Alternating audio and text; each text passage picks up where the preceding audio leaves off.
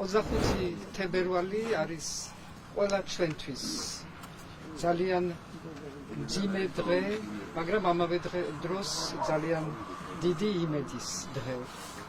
ეს არის იმის სიმბოლო, რომ ქართველები არ ცნობენ არც დამოუკიდებლობას, არც თავისუფლებას, რაც არ უნდა იყოს რთული პირობები.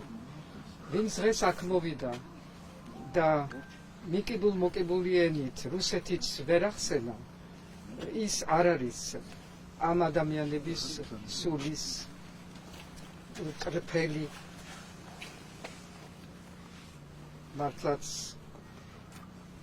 მეხოთბე და ერთგული.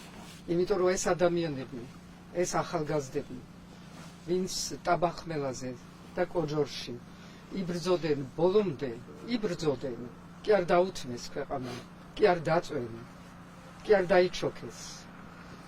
იდგენ და ერთმანეთს ეხმარებოდნენ, ერთმანეთს გადაიფარებდნენ და იყვნენ მდგრად იმთვის, რომ ეს ქვეყანა ყოფილიყო თავისუფალი და დამოუკიდებელი. და დღეს თუ ჩვენ ვართ თავისუფალი და დამოუკიდებელი, ჩვენ სწორედ ვართ მემკვიდრეები იმ ბრძოლის, იმ შემართების, იმ ქვეყნის მიმართ ერთგულების, რამაც მოგვიყვანა დღემდე და საუკუნეების წინაც ასე იყო და საუკუნეების მერეც ასე იქნება.